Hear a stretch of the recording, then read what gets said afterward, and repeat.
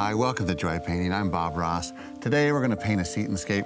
We're going to load up the brush here with some Laurenthian black, and maybe it's just a happy little tree living out here in the forest. And there's a trunk. It goes right down on the forest floor, and then we'll grab the brush and load it up with some azalea and crimson here, and it's a cherry blossom tree. And there's just blossoms everywhere, and maybe they're growing down towards the bottom of the tree right here, and just some blossoms up here, and what do you know, and a little right there, just wherever we want to put them.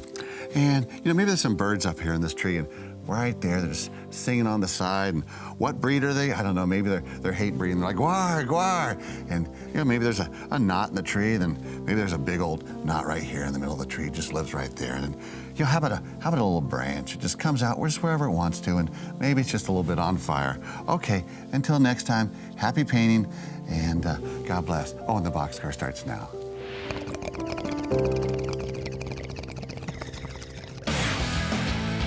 I don't know a lot about sports, but I can drink a lot of beer. My motto is simple: C's get degrees. Need a long, inappropriate hug? I'm your man. I think I'm smarter than you. Because I probably am. Howard Collins for box score. Hello and welcome to the Box Score. I'm Brock in Los Angeles, joined by the Danettes in Milford, Connecticut. Down seating, but we have one two-a-days. Now, yesterday you shook up the sports world with your interview with Tony Dungy. Now, his Football Night in America co-star, Rodney Harrison, responded in kind. Now, Paul, if you're a producer at Football Night in America, are you working behind the scenes to squash this back and forth? The exact opposite is what I would do if I was the Well, you know what? Hold on, Brock. I would ask them to save it for Football Night in America. Now, that being said, Rodney Harrison did say it on NBCSN yesterday, and Tony Dungy said it on Audience in NBCSN yesterday as well. So if you look at it, Dungy and Rodney are kind of indirectly going back and forth on a topic. They're both doing it on NBC property, so it's good so far. I said to Dan the other day, and I think everyone was listening, I said, man, you got to put together a segment with Rodney and Tony and talk to them as the former Colts coach and the former Patriots defensive back, not as analysts, not as ambivalent. Say, I want to put your Patriot hat on, I want to put your Colt hat on, and do an interview with them. And I think that'd be a great segment for week one. Hopefully they do that. Or they'll just tell me to go F myself. Now, McLovin, if a team were caught red-handed, McLovin, if they were caught red-handed bugging or spying on another team, what would be the punishment? Wow, that's a biggie. That seems like a biggie. Well, yes. Recording equipment. That would be bad. Well, Peyton got a year on the whole thing. Yeah, I would say. When he put it with that. Yeah, you'd get an indefinite suspension. I think you might have to go over a year, 2 years for the coach. Wow. Maybe. But I don't know. There's I got to tell you, after the balls get marked by an X, if they actually did what they were accused of doing, that's pretty bad too. I mean, that's a pretty bad. I mean, Spygate was very minor, and they gave him a ton of penalties. So you're right, it'd be huge. Spygate wasn't. They didn't break any rules. Even Spygate, there's no rules against anything about. There technically is. They were taping illegally. They were doing it the wrong way. No, I'm sorry, Bountygate. He was going back to Peyton. Bountygate. Bountygate was just.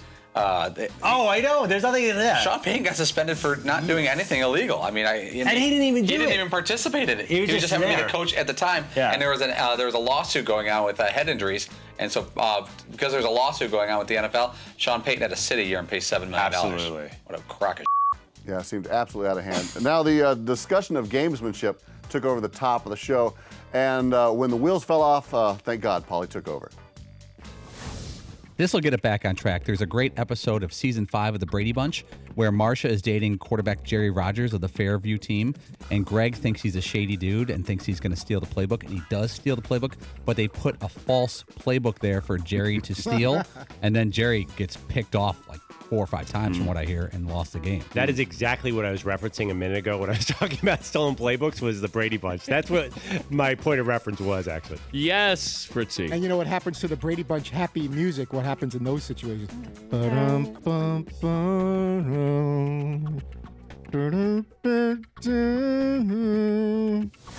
Now, that was a really great moment because that's teamwork right there. McLovin, I could tell, was hinting at the Brady Bunch, Jerry Rogers quarterback. Yes, because we're about the same age. Read it. I was like, we're the same. Paul and I have the same exact cultural background. We've seen the same shows. Right. We've seen the same movies. I totally thought, I think McLovin's referencing the episode. I'm like, I got to remember the name.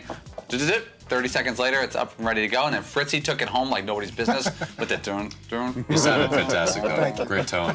Too little, too late, Dano. But the funny thing is, by the way, we were just talking about if the Brady Bunch, they're stealing playbooks, what do you think Bill Belichick is doing? I mean, this is the Brady Bunch. Right. And they're stealing playbooks. He's probably doing things that we can't even imagine. I used to watch the Brady Bunch and always think, like, what a great idea to have an AstroTurf backyard. It's cool, it's comfortable, and you don't have to cut it or treat it in any way. What a great idea. Yeah, and if Joe Namath happens to stop Or by, Rosie you can Greer. run- All the better. Yeah, you can run some patterns. Sure.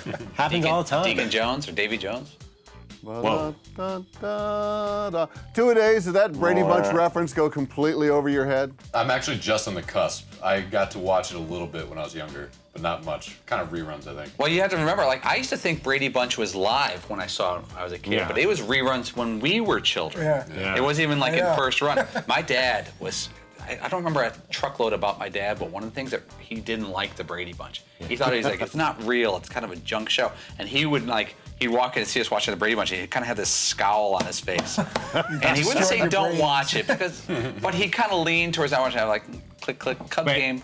I just had a question too. Like the shows we watch, like you've never, do you know what's happening? Nope, don't know what Oh, that it's is. a great show. Sanford and Son, I know what it is, never saw it. Different Strokes. Never saw it. Oh my God. You've never. Facts of life. No, I had like Back to what? Simpsons. But that's like someone South saying Park. to us, did you watch Gunsmoke? Did you I guys guess. watch? You know, Yeah, I it's watched just Cheers. strange. There's like Cheers I such watched. popular shows for us that he Cheers. doesn't know what we're talking about. Yeah. I wasn't allowed to watch some shows. Simpsons, no go. Bands and Simpsons. You're such a dork. Maybe all right. Oh, what a deprived childhood you had, two-a-days. All right, stick around. Frank Caliendo brought the funny all the way out to Milford. How'd he do it? Of course, in a Ram 1500 Eco Diesel. Got all those voices, you got to throw them in the back of a truck that can bring Morgan Freeman and Jim Rome, all these people, and do it fuel efficiently. Get more facts at ramtruck.com. Guts, glory, Ram.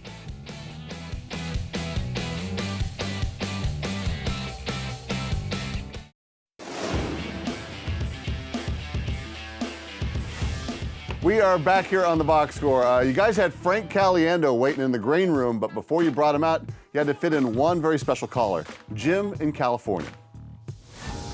Awesome. Dude, what is up? Great program so far. Well, thanks. I'm glad you listened. The most important thing that I'm taking away from this is your segment about the college football greats. Okay. Gave you the chance to bring up O.J. Simpson. Ridiculous. Don't you have a show to do, Jim? Apparently. I love the pauses. I was in the back room, and Caliendo showed up a few minutes early. I'm like, you know what? I'm going to try something here. Instead of just bringing him out as we usually do, pose him as a caller, not tell anybody, and just have him be Jim Rome or Jim in Los Angeles and see what happens. You know, you got to take swings. I don't think we hit a home run there, but, you know, you got to take swings. I have to admit, I got very frustrated with you right then. Why? Because you said that Dan comes out, he goes, and Paul goes, you got a good call. And you're like, what? You're like, it's Jim in Los Angeles. And Dan looks you blank, you go, you know him. You're going to know him. I'm like, what the heck? Because I was trying to facilitate some other guy coming on. So I didn't know if it was like a real, I forgot that Caliendo was sitting back. I know, and you did, I totally forgot. So I'm like, well, is this guest coming on? Yes. Is Jim going to do 10 minutes? Is it Jim Gray? Is it Jim Lampley? I literally forgot that Caliendo. McLovin had the backstory of this is McLovin handled a booking of the guy from Athlon magazine, and so he was working on that. And he kept saying, "When do I call him?" I said, "About 3-4 minutes." He's like, "Okay." But I was like, well, what if this Jim thing goes on for 10 minutes? And then I bumped your guest, which I was like, oh boy, we got to deal with that too. So they were going on simultaneously. So less is more with the Jim in Los Angeles, and then we got to the guest. But then halfway through, I realized, oh my God, I forgot Caliendo's in the back, and it was all good. It was fun. Remarkable. Hey, Twos, Frank Caliendo was talking about performing in rooms with only 2 or 3 people in them. What's the smallest, most awkward place you've ever performed? I played a show one time, there's 5 people in a really large room. So it was just me standing there. The same thing, I didn't even need a microphone. And it was really awkward. Everyone's like clapping, kind of. And then they're just like, yeah, we're just gonna walk away now. And I was sitting by myself. Yeah, that happened a couple times on the Dan Patrick Show. We were on the road, we were bouncing around a couple affiliates, and we weren't involved in the setup of the shows, like where the location, we were just told where to be. And I wish I was more involved in the setup at the time. But I was told just be here at the station in Miami and the station in Dallas. And Fritzy was not on the road for some of these. And they put us in Miami at the front patio of this restaurant right on this busy street. We're doing a radio show at like a table, and there's other people eating dinner at the table and lunch.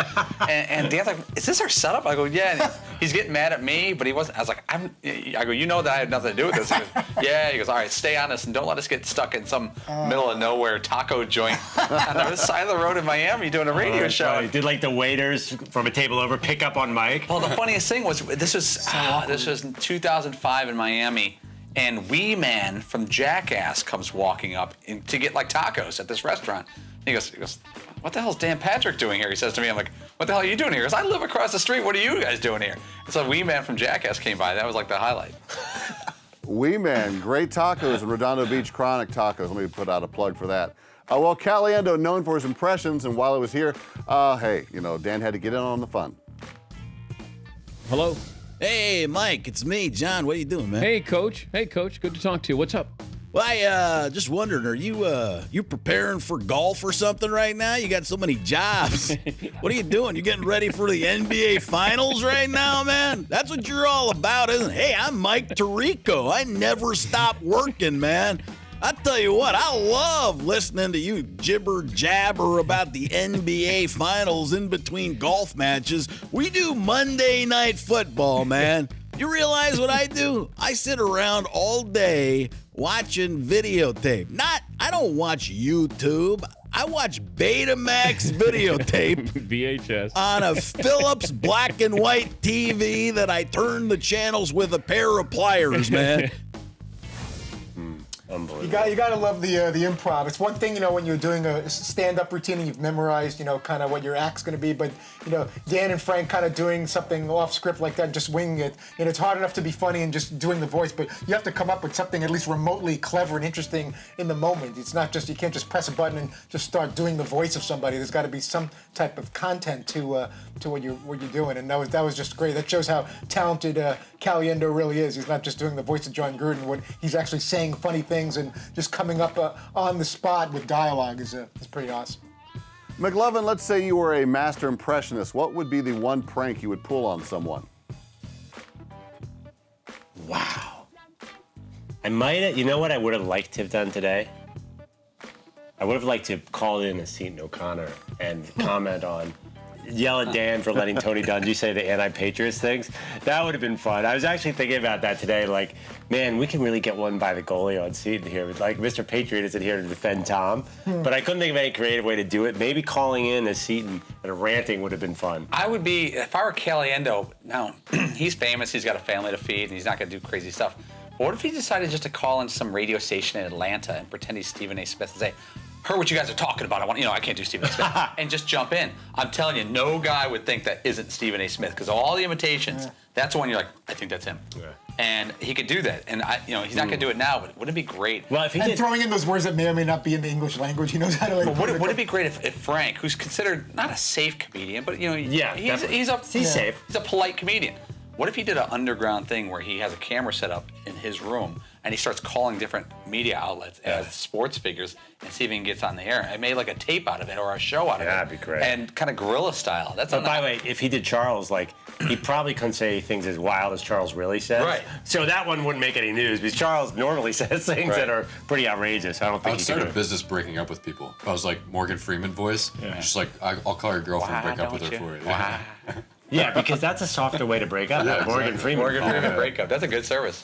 Yeah, Two's good luck with your girlfriend moving ahead. You're getting a lot of heat from the guys. Yeah, do you wonder do why that any was in your impressions? head. What are those in your head? Do you do any impressions of singers? I don't. No, not really. I've tried before live, but it doesn't work out. Give me an example of one. Oh man. Here we go. Do a Sam Smith. Like a can you take me higher? Scott Stapp? Yeah. Give out a high pitch guy. Give us Sam Smith. Like a Sam Smith. No, I'm not the only one. You know what that sounds like? That sounds like the guy from not NSYNC or one of those bands, like Backstreet Boys, like Lance Bass or something. I do a little Backstreet Boys in my set. Yeah. Of course you do. Boy, I need to get out to New Haven this weekend. All right, coming up, we are talking bands in movies. You do not want to miss this.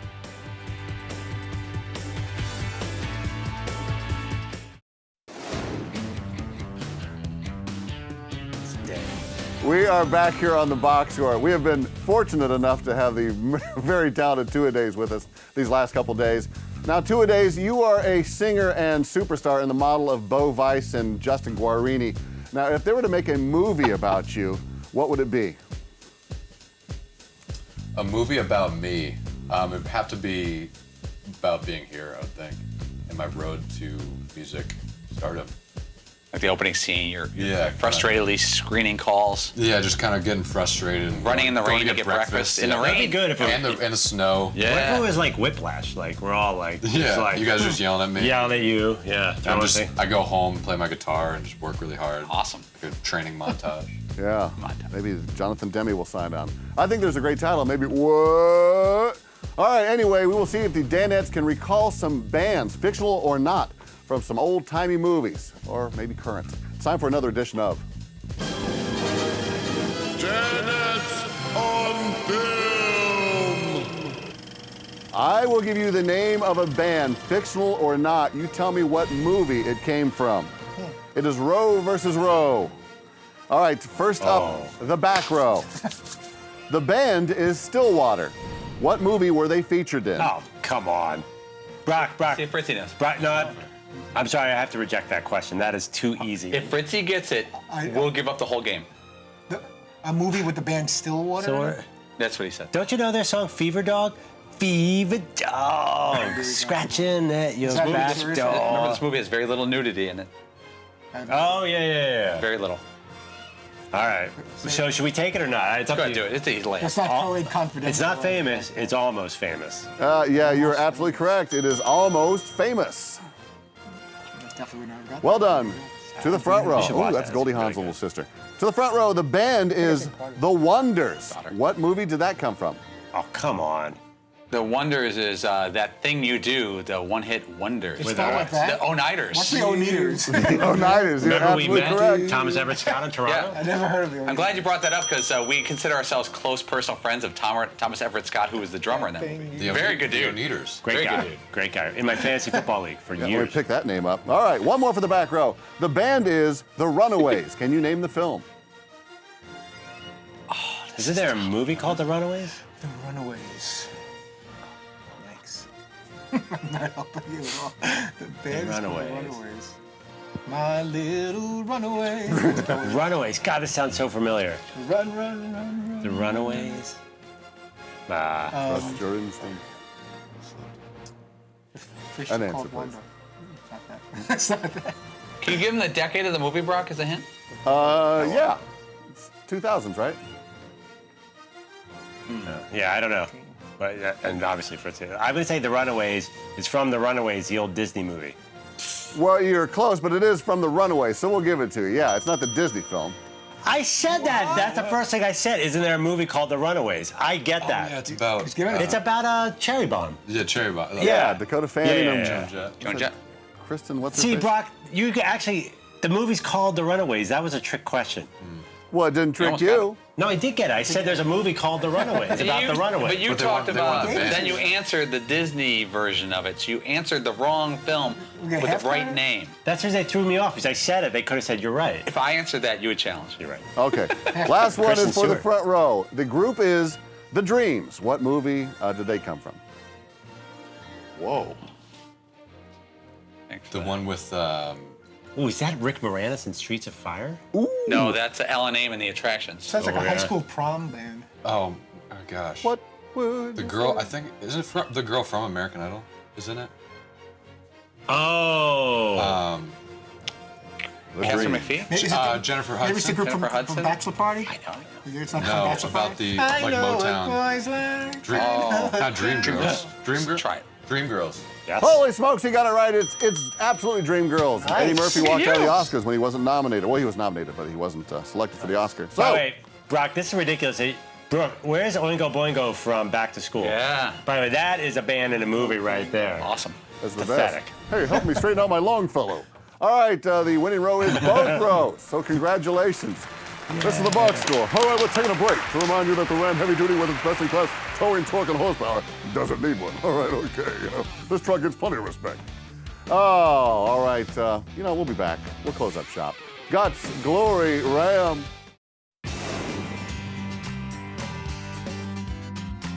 We are closing up shop here at the Box Score. You guys were joined by Jim McMahon, the magnificent quarterback of the Chicago Bears. They were a dominant force back in '85, won the Super Bowl. McLovin, where do they rank in all time? Wow. Careful. See, it's a tough question because Paul Pabst, I said something slightly not complimentary to the team. I thought Paul was going to throw down in the middle of the show. I guess you go the 72 Dolphins are the best team ever. Then I would say the 16-0 Patriots that didn't win the Super Bowl. No, I'd say they're the second best team ever assembled. Okay. That's wrong. And Paulie scratches his head. That's fine. The Bears team was certainly unique, and McMahon told Dan just how unique they were when they tried to put Walter Payton next to another record in the books rather than going undefeated that season. I got in the huddle and I said, look, guys, we're down 14 points. There's 6 minutes to go. Who cares if we win this game? I said, we're already in the playoffs. Let's get this man the record that he deserves. And to a man, they all said, let's do it. And so when we got to the line of scrimmage, Mike knew I didn't call that play, and so he started yelling. And I gave it to Walter. He busted up there for about 15 yards, and Mike burned our last time out. So I walked over, and he's screaming and yelling. And I said, Mike, there's nothing in our pass game that gives us that many yards. They're rushing 3 guys, dropping 8. And I said, now Walter only needs about 10 or 15 for his record. So I go back in my huddle. I said, boys, it's really going to hit the fan now, but we're going to run this thing again. And when we got to the line, I looked over, and Mike knew I didn't call the play. And he tried to throw his headset at me, but it was clipped to his side. It's kind of swinging around his body, and then he threw the clipboard, and Walter got another 10 or 15 yards, and I said, all right, now let's try to win this game. I did that today. If I didn't love Jim McMahon enough already, I love him even more. He's just a great dude. Met him a few times working with Dan, a handful of times, and it was really fascinating. That's a great story, the detail of it, the clip, everything. For a guy who has head issues, it's more about pain than his memory. His memory is really great. He just did 30 for 30 taping the other day, but anytime there's a Walter Payton story, you saw me, I was like this. Because I really, obviously everyone knows how much I love Walter Payton. The first time I got to meet McMahon was working with Dan Patrick back in summer of '02, I guess, that Dan had this charity golf tournament, and I was just enthralled by meeting McMahon. I was kind of new in the business, so I was a little more giddy back then. And Dan could even tell. And we're in like some hotel bar in the middle of Dayton, Ohio, and he goes, McMahon, Mac, he goes, give Paulie a good Walter Payton story. I was like, I remember McMahon goes, here, grab a beer and a shot first. I'm like, you can wrap this up, man. This is as good as it's ever going to get. Because McLovin and I were going to get lunch today, and McLovin goes, which was better, having kids and getting married, or meeting Jim McMahon and having him buy you shots and beers and tell you Walter Payton stories? So give me a minute to think about this. Yeah. Because lots of people have kids, right? Lots of people do. And tons of people got married. Dude, you had 2 kids. I mean, it's not like it was I could have another if I wanted to. Yeah. Well, maybe. I don't know. Depends what the results say. Okay, that was a great story. All right, Fritzy, who's on next week? We are going to be joined by the NASCAR Sprint Cup winner. I keep saying NASCAR. NASCAR Sprint Cup winner from Bristol. That race is tomorrow night, Saturday night. We'll have that winner on Monday. And Owen Wilson, the actor, has a new movie out called No Escape. We'll hear from Owen Wilson as well on Monday. Fantastic. Thank you, guys. Have a great weekend. We are back on Monday, channel 239 right here on DirecTV. And the podcast is available on iTunes or at podcast1.com. Cheers. I don't know a lot about sports, but I can drink a lot of beer. My motto is simple. C's get degrees. Need a long, inappropriate hug? I'm your man. I think I'm smarter than you, because I probably am. Hey, thanks for watching the Box Score. Holy cow!